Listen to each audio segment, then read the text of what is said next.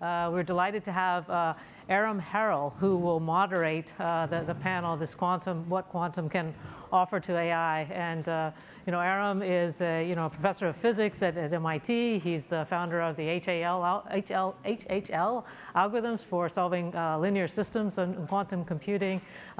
He works on a project, or is a PI for our project for quantum in AI, alongside of Kristan Temme, who is a research staff member, and Peter Shor, who is the Moore's Applied Mathematics professor at MIT. So welcome. Thank you very much.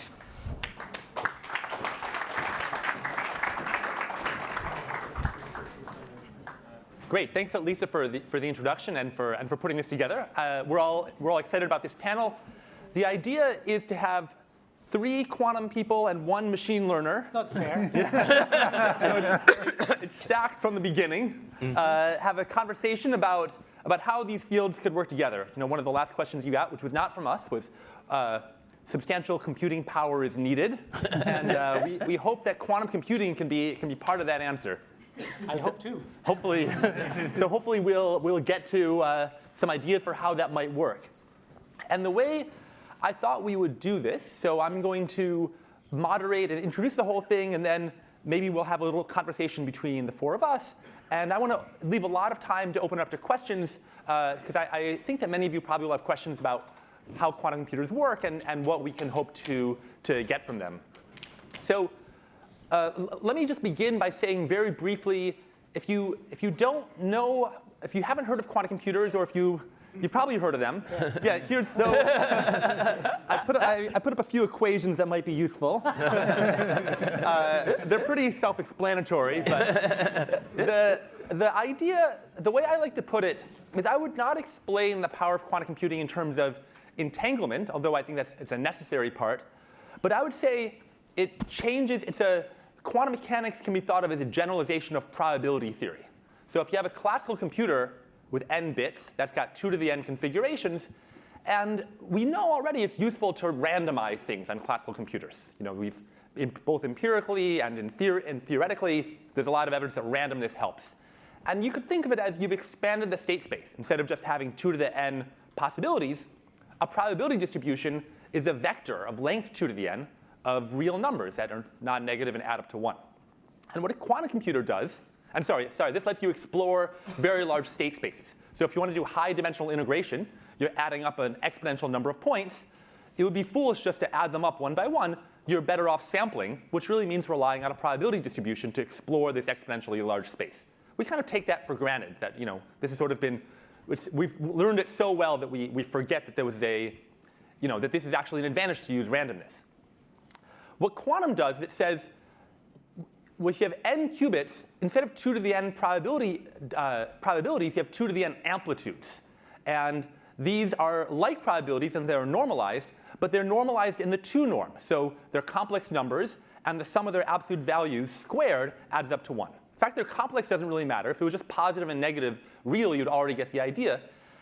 And the reason why that's special is that if you have a probabilistic machine, then you can take different paths through the machine.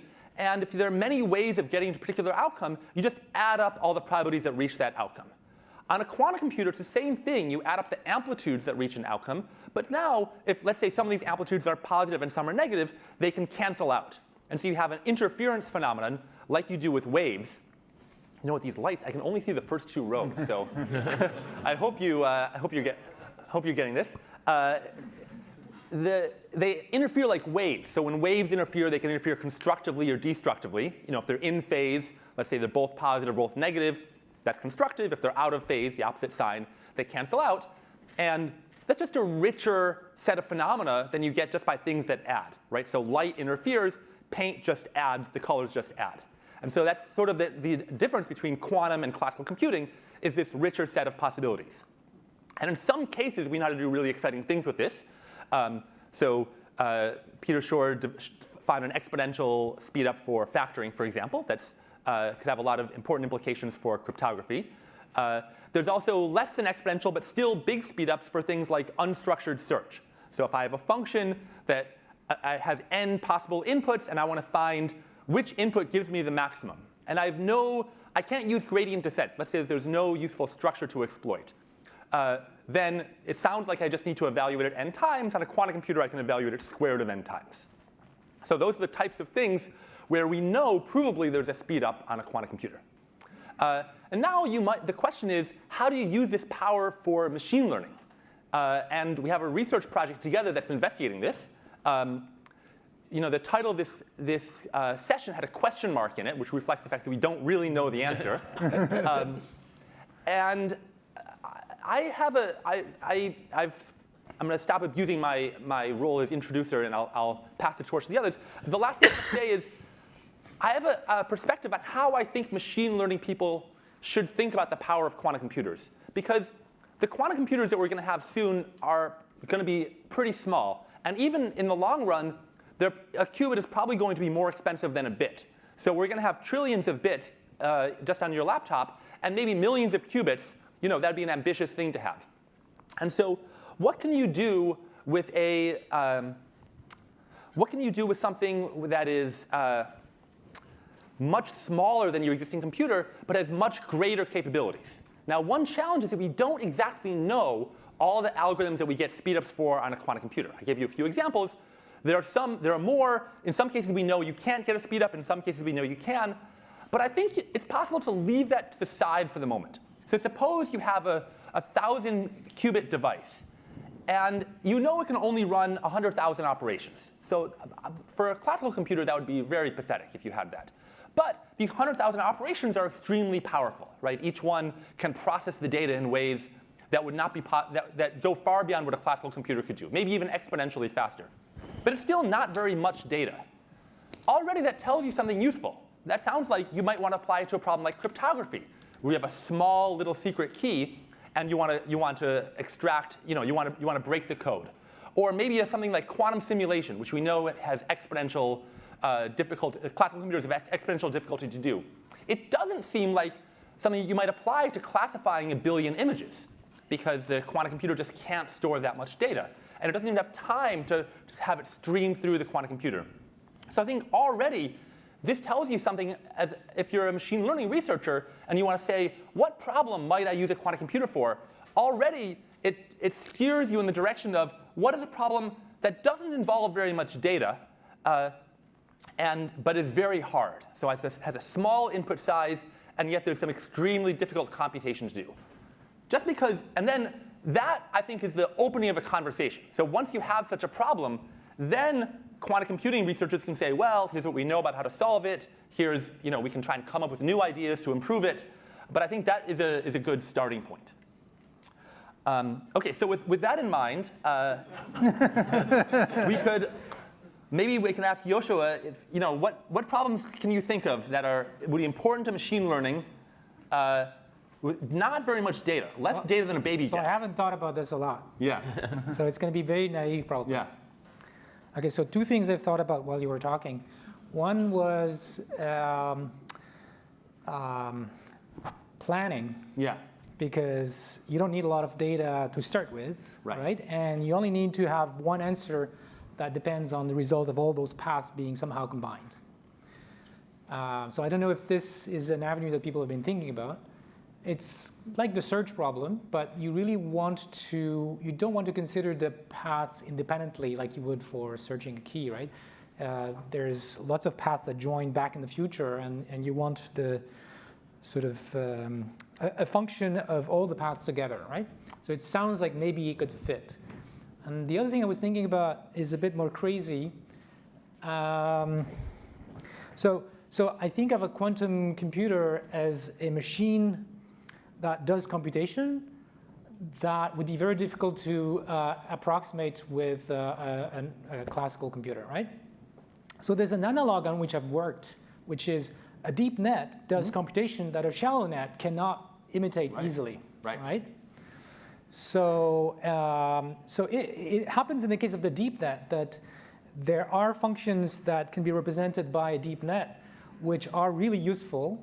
And if you try to learn those functions with a shallow net, it just doesn't work very well. Maybe even exponentially work. Exponentially, in fact. Right. We have theorems about that. Right. So maybe something similar could be applied in the case of quantum computers. So for this to work, you would need to be able to train the quantum computer to learn functions which maybe classical computers can't do easily, but quantum computers can. I have no clue whether there's such a thing, but you might train them and see what happens. Cool. Now the question is, how do you train a quantum computer? I don't know. So maybe, Kristan, do you want to? I think that second question sounds like our paper a little bit, doesn't it? A bit, yes. So, okay. So we've been looking at certain networks, basically based out of circuits that we plan to train classically. Okay. Where we basically use the quantum computer to represent little data in a very large feature space, essentially. And I don't know whether this is what you were thinking along, but there are certain properties. Basically, what we were focusing on is essentially that would make these like querying or basically getting access to this large feature space very, very hard classically. So that doesn't necessarily mean that it's immediately relevant to a given set of data, but it basically paves the way of thinking along what particular line is there a very efficient way of accessing properties of the data in a quantum setting that you wouldn't have access to in a classical setting, basically? Or is there a way of basically representing data in a very high-dimensional space, coming in with little points and blowing that up in a very specific way, and which would be computationally too expensive for you to do classically? So why do you want to do this mapping to this intelligent space story? Sounds like a kernel machine. Right, exactly. But say, for instance, suppose someone gave you a particular kernel that is able to estimate, or basically that's able to represent features of your data that you couldn't represent classically beforehand. Right? So you could imagine that So a hard to evaluate kernel. It's a hard to evaluate kernel. You can look at that and. Looking at that, so you mean even the dot product is hard to correct. This is exactly the point. So especially when you look at this, okay, there are many easy kernels you can look at. Right, you can right. look at RBMs. You can do other things. But imagine there might be kernels where you say, I'd like to have a feature space that characterizes something in your data that is very hard to get access to. And in principle, the only way you would know classically of how to do that is to write down your ginormous feature vector and compute the inner product by hand. And so this is one thing that a quantum computer could essentially do for you by estimating those inner products rather how do you figure out what that feature space is? Yeah, that is a difficult question indeed. So what I'm proposing is you learn it. Right. So the way I think about it is not like thinking about some feature space, but more a computing machine, right? Takes inputs, produces outputs like usual neural nets, except that it has these particular computations going on, which would be very difficult to emulate on a regular computer. Right. And now the question is whether the type of computation that is going on there actually is something desirable for solving real-world problems. But you could test that experimentally, right? You could test that by training them. Correct. And maybe find some tasks for which they're doing a lot better than the equivalent, not equivalent, but some normal neural net, which is classical, and doesn't exactly replicate the other guys, but potentially could still do a good job on that distribution, on the data distribution. Correct. So where in that picture, you'd say you take the circuit essentially, and or you would take the quantum computer, tweak it to match the data. Indeed, exactly, this is a very of course. This is very, so I guess very one good question point, yes. that's related to this is, I hear about all these qubits, and it would be much easier to train these things if they were continuous. Sure. Are there some like continuous quantum machines? So people have thought about continuous quantum machines, and this is related to, I guess, coherent states rather than qubits. Yep. But it's really, people have thought about it, but it seems really very difficult to make them actually work and... You mean to build them, or? No, I mean, you could probably build them, but to make them actually do useful things. Well, but if you train them, that's how they get to do useful things. Right, yeah. But, I mean, this is also why we don't have continuous classical bits rather than, we use discrete classical bits rather than continuous classical things. We could build continuous classical things, but, it's much easier to design a gate that just takes 2, 0 and 1, and 0 and 1 and does something, than design a gate that takes a whole continuum of things and another whole continuum of things and produces some continuous things that's useful. So the reason I'm proposing this idea is because I've been working on something, not quantum, but now analog for analog circuits. Right? So one problem with analog circuits is that they don't do what you want. In the sense that the actual devices have very complicated physics that don't correspond to neat things like multiply and add and take exponentials. But they do something which is a nonlinear computation. And if we could only tweak their degrees of freedom end to end to do the right thing, you could train them. So in my group, we designed a procedure for doing this, which doesn't require analytical knowledge of the actual physics that's going on under the hood, only that you can measure things locally, like what we call sufficient statistics, and inputs and outputs, and whatever is going on, we're going to tweak it so that it does better fitting the data.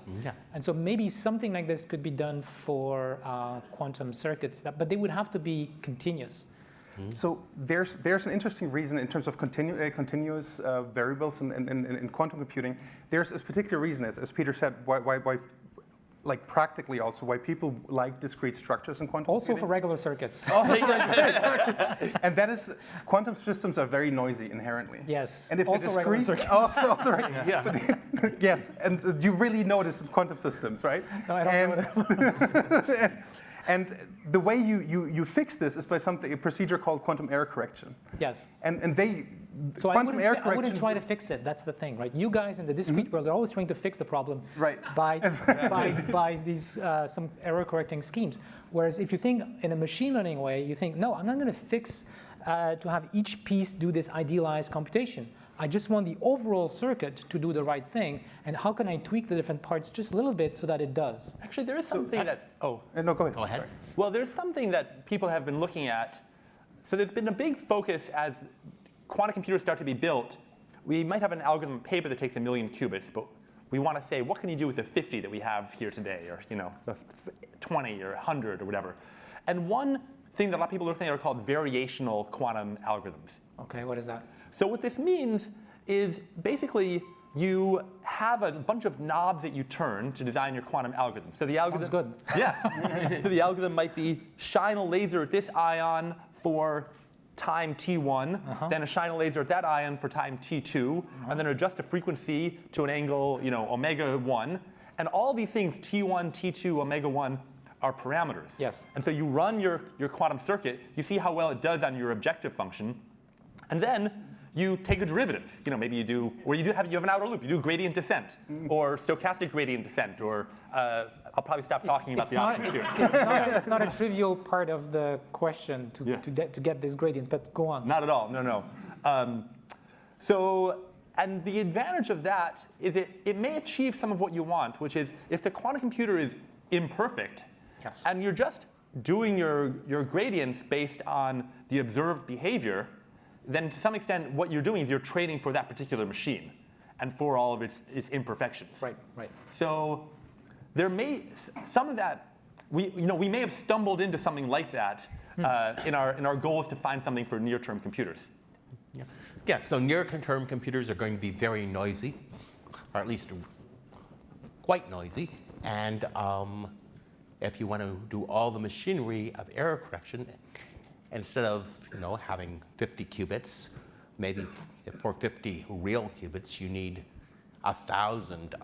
50 logical qubits, you need 1,000 real qubits. So for near-term quantum machines, we're not going to be able to do error correction. So what we need is these techniques like you're describing that we can use the noise to get results rather than trying to fight the noise.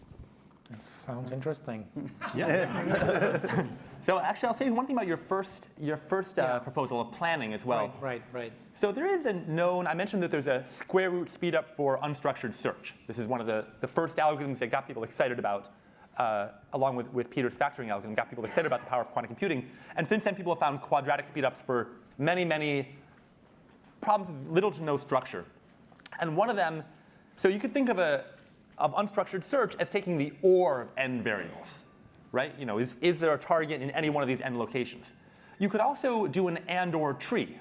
So you could say, take n variables, or them to get down to n over 2, then and those to get down to n over 4. And what that looks like is it looks like a two-player game. I make a move, then you make a move, and so on. And then at the end, there's some function that tells us who won the game. And it turns out quantum computers can also get a square root of n speed up for that. And that comes a little closer to your planning. This might be planning in an adversarial environment. But if you replace the adversary with some model of nature, that's right, there could well be a provable square root speed up. And then we might hope that heuristics would do even better. So I want to make here the connection with something I mentioned in my talk earlier, which is that I guess there's not going to be ever enough qubits to represent the full richness of the state of the world, right? That you would be planning in. But I think we don't want to do that anyways. Right. We want to build AI systems that are planning in just the right dimensions and aspects of the world that are relevant to the plan, because I need to plan about how to get back home in spite of the fact that my flight has been canceled, actually. Right. Does that happen? It's a true story. So maybe it's actually a blessing that we have less to, data for quantum computers. Well, maybe. But I think we need to rethink how planning is done. That I believe will be needed anyways for AI. So I noticed our time just decreased a little bit. This is, it's OK. This is the amount of time including questions? I think it's without questions. Okay. So after this, we have another 10 minutes for questions. I kind of wanted a lot of time for questions. So you can start. Can we just start doing some questions, and then we can come back? So hopefully you guys have been texting them in. You want me to answer this question? Yeah. Oh, I see. Like this plus 20 minutes for questions. OK, good. Oh, then maybe should we keep going until? Yeah, we should keep going. OK, we'll use up. All right. So questions will begin in 4 minutes and 43 seconds. So prepare yourself. So for the planning, so I guess the question is. How does this work? Like I know so little about quantum things. Like how would you do something like what we discussed? That you basically considering an exponentially large set of paths through some state space. Right. Those paths intersect in the sense that they come back to states that other paths visit. Yeah. And there's some quantities that are going to be computed at each of the nodes on this graph, right? So, right, and even on a classical computer, there's a combinatorial explosion of paths. Right. So in a classical computer, the problem is that the number of nodes is exponential, and we don't want to consider all of them. I should say with this I opened with this idea of wishful thinking. Yes. So the wishful thinking is that the quantum computer can explore the exponentially many things in polynomial time. So we know that generically this isn't true. That classical computers, we think, can only do this when there's some structure. Right, if we think that p is not equal to np, we think you can't do it in the worst case. But we have these heuristics that tend to work pretty often a lot of the time. And so I think something was similarly true in quantum computing, that it will not always work, but this gives us an idea of where to look for some structure that we can get a handle on. So current methods used in machine learning involve sampling to deal with this. And then a lot of the intelligence goes into sampling just the right paths. Important sampling and more intelligent than important sampling. Right, but in that direction. Yes. Right. Basically, you're learning a policy that figures out which direction should be explored. But, Right, and I guess the question is, what I wonder is if there are models, so there are families of models that are not being looked for because they're too computationally expensive. So it seems like there's a lot of things in machine learning where you train a fairly simple class of models, and it does well because you have a large amount of data to feed in. But I wonder if for quantum we might look for a richer class of models, maybe harder to train on a classical computer, ones that we've even maybe given up on training on classical computers, but where in return we can't train it on as much data.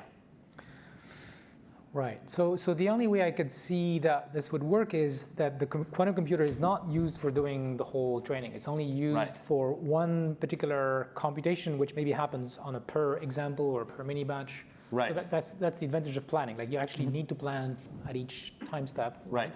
And that itself is an expensive computation. If we need the quantum computer to look at the whole data set, then it's hopeless. Right. So let's not do it. Right. But already it seems classical algorithms have thought a lot about that, about, how do you sample mini batches that are Right. Mostly randomly. Right, right. But maybe as you learn, that tells you with which weights to do the random sampling and so on. So maybe the thing that's closest to what you're talking about is active learning methods, where you, or even exploratory policies, where you decide where in the state space you're going to go and get examples. Right. It seems that I guess we have to think about. It seems like one thing that we may want to think about is how a big classical computer can work with a small quantum computer.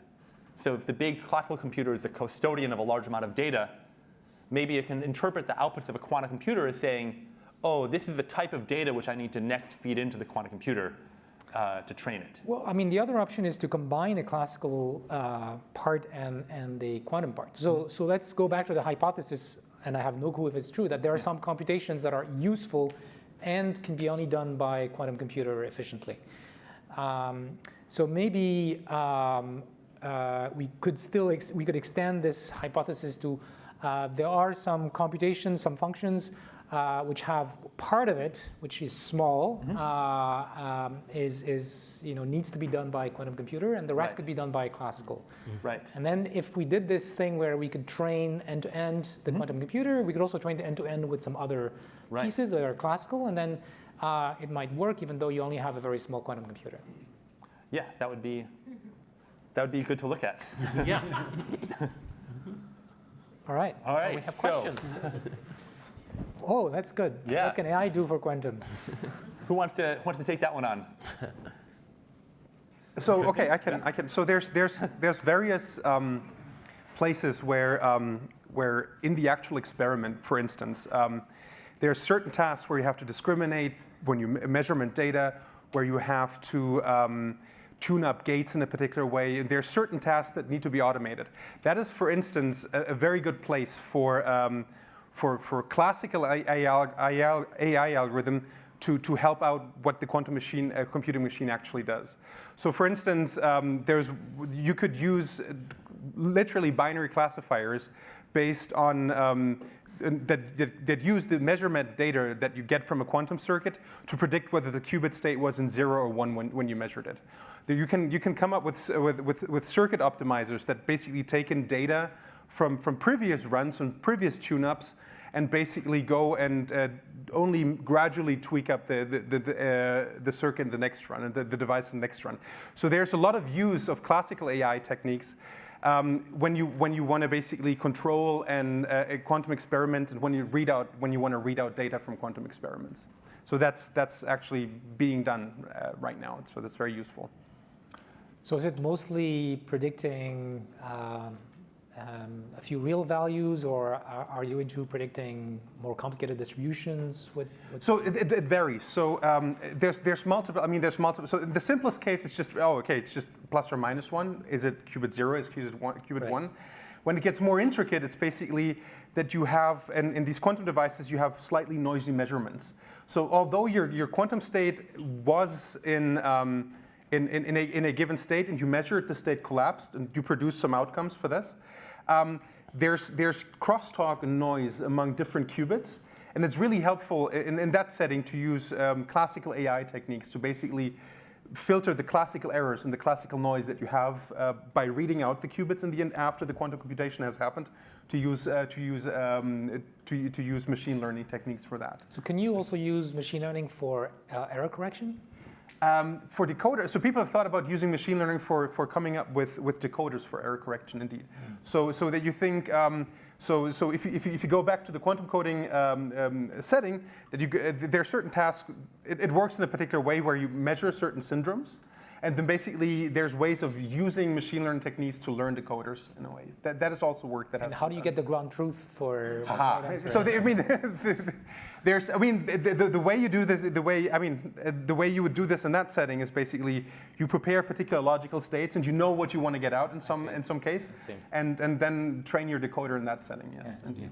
I should mention that the word quantum in some contexts is just used to mean quantum computing. But in my department, everyone is doing quantum something or other. And so there was recently a meeting in the physics department where everyone who had some use or interest in machine learning came together. And people were using it to analyze LHC data, to predict material properties, to model nuclear physics. It's kind of amazing how almost every branch of physics, and physics is mostly quantum physics, is using AI in some way. So I think even beyond quantum computing, there's a lot of interest in using AI for quantum physics applications. So I guess we don't have to always do the top question. They're pretty close. They're pretty close. And so anyone can at any time grab any of these questions. Should we talk about rethinking the computing stack? Okay. Peter, you want to talk about that? Yeah. So, so a quantum computer. So the classical computer stack is very well worked on. Quantum computer, we have, we're part of an SF grant that is going to, think about how do you build a quantum computing stack. And one of the things we've realized is that the different pieces of the stack are much more tightly connected than they would be in a classical computer. And somehow you have to, design the stack to take advantage of this. Yeah. And and I guess one interesting part of it is even there's a lot of classical computing circuitry that goes into it. Right. Like Kristan mentioned error correction, because you have to measure, diagnose, and correct the error and feed that back in, as the computation is running. Yeah. And then maybe your quantum computer is at 1 or 2 Kelvin, and so you have classical circuitry. It has to communicate with the room temperature computer. There's a lot of challenges there. By the way, as a parenthesis, machine learning-based software also doesn't really fit well in the standard computing software engineering framework because, for example, the pieces interact a lot with each other. They can do the wrong thing, and yet overall it looks like everything is fine. Right. The traditional ways of testing and independently debugging pieces doesn't really work well with machine learning. So there's also effort to rethink the computing stack for machine learning, which is not trivial. Right. Yeah, and one of the more difficult things about the quantum computing stack is debugging because if you measure something, you've affected your computation. So you really need to make these very careful measurements that measure, certain things don't really affect the computation, which is, that's basically a piece of quantum error correction, and that's really difficult to figure out how to do in all cases. Right. I guess it's already an issue with the quantum experiments. Like if you want to build a magnetic field detector that's extremely sensitive, often the best thing to diagnose it will be the detector itself. So that's definitely a new challenge in building quantum computers. Okay. Should we talk about different approaches? Sure. So shall I? Yeah. So Sure. There are different approaches to quantum circuit development. So I guess IBM, Oxford, photonics, et cetera. And the question is, does the type have any real advantage for AI over a different type? Well, classical computers, it really doesn't matter what the bottom layer is. They can more or less do all the same thing. And the same thing is more or less true for quantum computers. The big difference, I think, between the architectures is how easy it is to go, to get a piece of information from one piece of the quantum computer to another. There are some architectures where, at least for small computers, everything is very well connected, whereas for some superconducting architectures, you need to send this piece of information to the next qubit, to the next qubit, to the next qubit, and all the way along the chain before you can get it from one side of the computer to the other.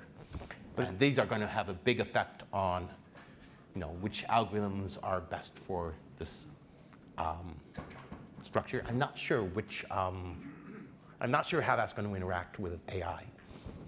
Right. It may also be that for a large quantum computer, some of these differences will wash out. Right. Because if you want to, the requirements of quantum error correction, we were talking about it before, how it's a little bit like a rocket ship. 95% of its mass is the fuel. A big quantum computer may spend 95% of its time correcting errors. And so in that sense, all the architectures will have to come to terms with that. And the connectivity, the resulting connectivity will look very different than the underlying physical one. So there was a question, can quantum computing be applied to Monte Carlo approaches for Bayesian inference and optimization, which is related to my earlier question for planning. It's sort of a similar kind of question. Oh, good. Sure. So there's a way of, as Aram explained earlier, there's a method called amplitude amplification, right? So this specifically makes use of the fact that you have negative numbers and positive numbers. And that can be used in many classical Monte Carlo routines by providing, say, immediately a squared speed up in burn in and in mixing times. So there's a direct way, basically, if you have a classical Monte Carlo chain, a classical Markov chain that you want to run, and you want for various tasks, there's a way of immediately using a quantum computer just by to speed up the burn-in time, and B, to actually also get a quadratic improvement in terms of the sampling complexity. So one question I have about this is, so let's say you want to do just a simple Monte Carlo integration. Is the integrand going to be the thing that the quantum computer computes? Because in general, it's going to be hard to put into your quantum computer, no? Oh, it depends. So yes. So all these basically require really large computation. So right. So as Aram and Peter mentioned earlier, there's goals for near term. And this type of speed up, you would look for something that goes further out. When we have really large quantum computers. Correct. When you have a reasonably sized. So. But then the answer to my question then is yes, that we would have a quantum computer that implements the integrand that we want to. That you want to sample from, right? In terms of yes. So you have a circuit that essentially queries that function. Yeah. And then there's various techniques to boost the probability to basically see certain events. Okay. And so just to add to this, so you might say, if you want to sample from something, there's a naive thing, which is you could do rejection sampling, and then something a lot smarter would be like Metropolis, Markov chain Monte Carlo. And if you look at the quantum, when I said the quantum can speed up the OR function by a square root, a similar argument can speed up rejection sampling by a square root. But that's not so impressive if the leading classical algorithm looks like MCMC. And so with more effort, you can also quadratically speed up MCMC. And that's kind of a big goal in a lot of quantum algorithms research is, at least at a baseline, whatever the leading classical thing is, we hope to get a quantum square root speed up of that. There's one more thing you can do with this, which we, I think, understand a little bit less well, which is at the end of MCMC, you get a sample from your target distribution. And at the end of the quantum process, when it works, you get something called a Q sample. That's a lot of our nomenclature or names of our institutes. There's Qs all over the place. So what a Q sample is I said amplitudes, they're squared add up to 1. So what this is you take your target distribution and just square root all the probabilities, and you call those the amplitudes. And what good is that? So one thing, it can give you an ordinary sample. If you measure it, it just yields you a sample. So it at least gives you that. But there's some things you can do with it that are exponentially more powerful. For example, if I have samples from a distribution and I want to know, is this close to the uniform distribution? This is related to the birthday problem. I need square root of n samples. But if I have a Q sample, I can do it with one sample. I can get sort of constant bias answer to that question. And there are many other things like that. If I want to know if two Q samples are close or far apart, I just need one sample of each instead of a number that grows with the size of my sample space. So in general, can you do the average over a large number of samples in more efficient way than doing them individually and then adding? So let's say you can Q sample from many. If you can Q sample from many things, can you then Q sample from their average? So in Monte Carlo, we normally just do a mean over many samples, right? This right. is the thing we care about, not necessarily just the individual right. samples. You can estimate the means also with quadratically fewer samples. Okay.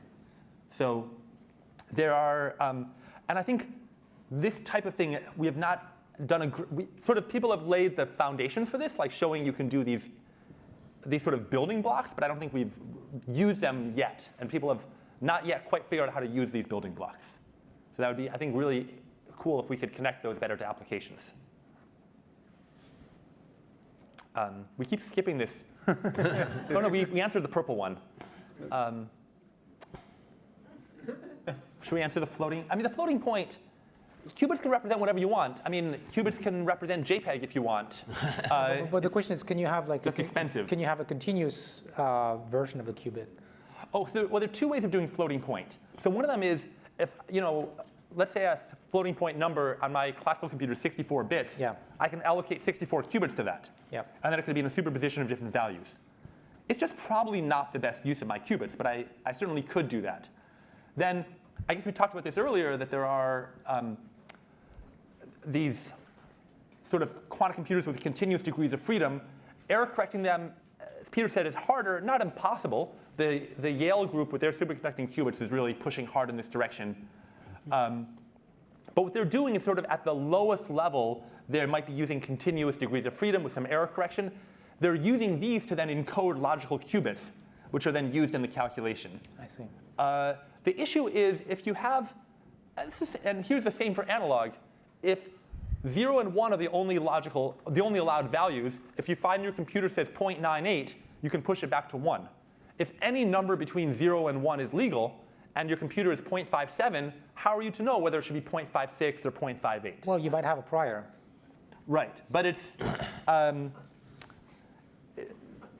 there may be things you can do. And also maybe AI algorithms are inherently a little noise resilient. So yes.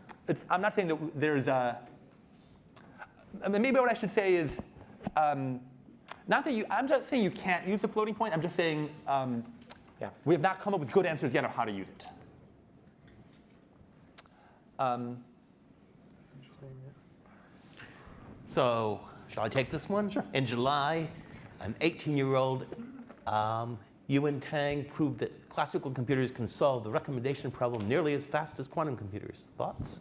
Well, I mean, my thought is, we had a very clever algorithm for the quantum computer for solving the recommendation problem, but it turned out the recommendation problem wasn't anywhere near as hard as we thought, and the classical computers could do it.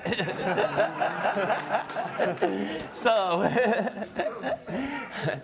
I don't think this shows that, in general, classical computers can solve problems as quickly as quantum computers. I think it shows that we should be more careful about claiming certain problems are hard when we find an algorithm for them on quantum computers. Right. And this has happened before. We found, Ed Fari found this QAOA algorithm and showed it could do something that wasn't known how to do on classical computers. And then a bunch of, I think, half a dozen. I think 10. 10 really smart computer scientists came up and found an algorithm for doing it on classical computers. Yeah. Actually, what happened is he asked them first, what is the best approximation ratio you can get for this particular combinatorial optimization problem? And they said the ratio is such and such. Then he came with a quantum algorithm that beat it. And then they read his paper, and Scott Aronson blogged about it. And they said, oh, OK, well, we hadn't really thought that hard about the problem. And then they found a way to match the performance, actually to beat the quantum algorithm. Then the quantum algorithm improved, and I think now they're tied. So yeah, there could be a fast classical algorithm for factoring. Maybe someone knows it already. You never know. What can a qubit do? I guess I think I already took a sort of stab at it with the amplitudes. I guess I'll just say that it's not so much one qubit that's interesting, but n qubits. I don't know if Peter or Kristan want to say more. So yes. So I think what is distinguishable for a qubit is its ability to interfere. And a qubit by itself is boring.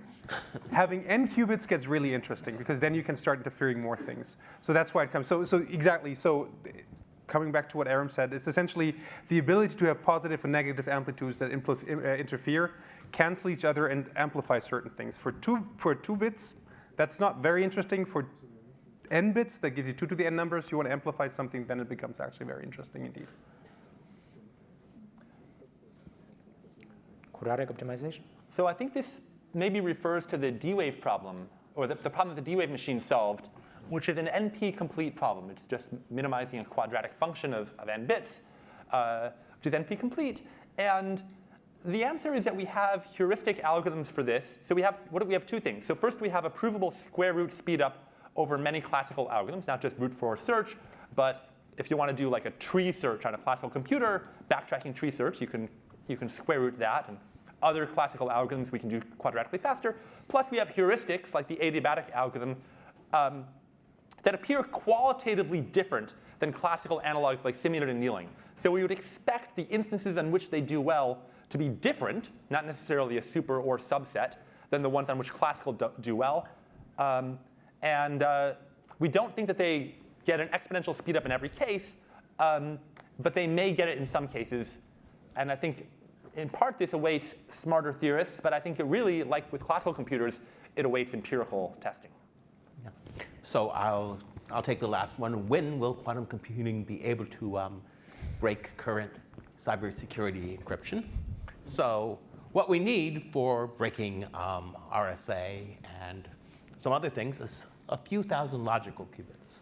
So since we already have maybe 20 or 50 qubits, it doesn't seem like a few thousand logical qubits will be that far away. But these qubits are noisy, and to get a few thousand logical qubits, you need a few 100,000 physical qubits. And for these factoring algorithms, you need them to be really fast because you want them to factor in less than 30 years. So, first, if you believe in a quantum version of Moore's law, it's still probably a couple decades away. And we don't really know whether the quantum version of Moore's law is actually working yet, because we just have a few points on the curve, and you draw a line through them. It looks like it might be, but who knows? Right. It could be that with a modular architecture, though, once you build a 20-qubit computer that has 3 links to other computers, it gets to the point where someone could throw a lot of money at the problem and quickly jump up. But we have a question from Charlie Bennett in 9 seconds. And the answer is yes. You can use Grover search because Grover takes a lot of iterations. And in the inner loop, you don't need to store the whole data set. It can just stream through the quantum computer. And I'm writing a paper about this now. Too late. I take that back. Negative time. OK. Thanks, everyone.